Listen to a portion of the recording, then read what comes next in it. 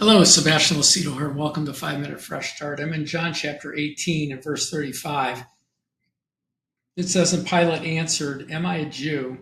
Your own nation and the chief priests have delivered you to me. What have you done? Jesus answered, My kingdom is not of this world. If my kingdom were of this world, my servants would fight, so that I should not be delivered to the Jews. But now my kingdom is not from here. Pilate therefore said to him, Are you a king then? Jesus answered, You say rightly that I am a king. For this cause I was born, and for this cause I have come into the world, that I should bear witness of the truth, and everyone who is of the truth hears my voice. Pilate said to him, What is truth? And when he had said this, he went out again to the Jews and said to them, I find no fault with him at all, but you have a custom that I should release someone to you at Passover. Do you therefore want me to release the king of the Jews? Then they cried out again, saying, Not this man, but Barabbas. Now, Barabbas was a robber. And so I bring this up because I want to talk to you about how we handle an adversarial government.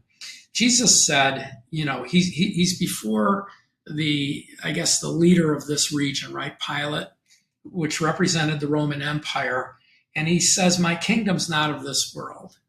If my kingdom was of this world, my followers would come and deliver me and fight for me. So Jesus is basically saying no action is going to be taken against you. We're not going to take any action against you because this isn't our thing. This isn't our world. We're not going to win in this world until I return. And so it says, because I'm not of this world, no physical action will be done against the government. Jesus yielded to the authority and asked his followers not to act. Now, we know Peter acted when they arrested him, right? When they arrested Jesus, he took a sword out, but Jesus said, those that live by the sword will die by the sword. I could have asked for legions of angels, but I didn't. We see that Daniel didn't, during the dietary trial in Daniel chapter 1, didn't cause an insurrection, didn't, cause protest. Even though we're free to protest in this nation, Daniel trusted God. The second thing is, we see that the three Hebrew boys trusted God. Go ahead, throw us in the fiery furnace. We're not going to obey your laws. So here's what we see. We obey the laws of the land until obeying the laws of the land cause sin. The three Hebrew boys were told to worship the then Antichrist. And they didn't obey that law. Why? It disobeyed the laws of God. And so, while there are laws on the books here in our country that would cause disobedience if we fulfilled them or lived by them, we don't do or we won't obey the laws of the land to the point of sinning against God. And so that's the litmus test.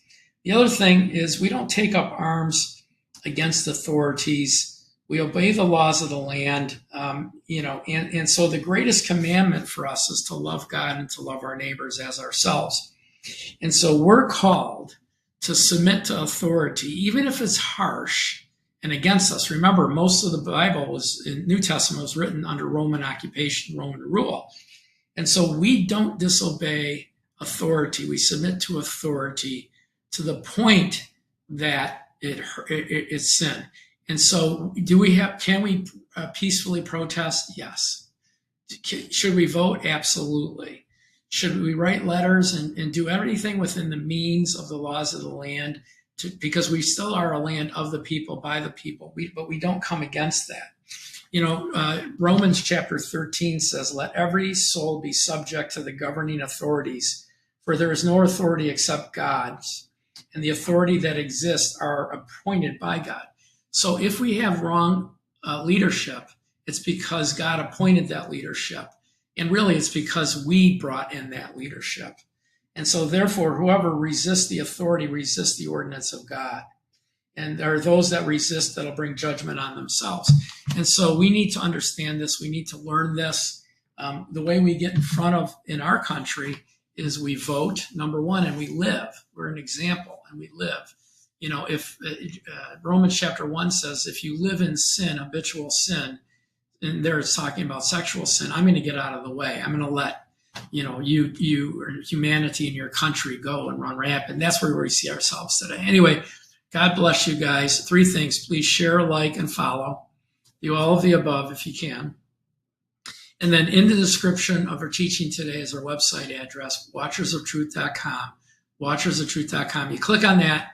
You can, one, become a free member, which doesn't cost anything. You give us your name and email address. You're in our database. Now you'll get emails of notes during the week, and you'll get our uncensored blog, which is emailed just about every Friday. And it's all free. You get free access to all of our books and teachings. So you can download a curriculum, download a workbook, order a workbook. All you do is pay for shipping. It's all free to you as a member. And then secondly, you can join us as a partner. As we join you on your journey to learn God's word and understand God's word, you can join us on our journey for as little as $10 a month. Our prayer is for $25 a month or more from 400 donors this year. In 2023, we want 400 new donors by the end of the year, donating $25 or more. That'll help us get to our goal and all of the things that we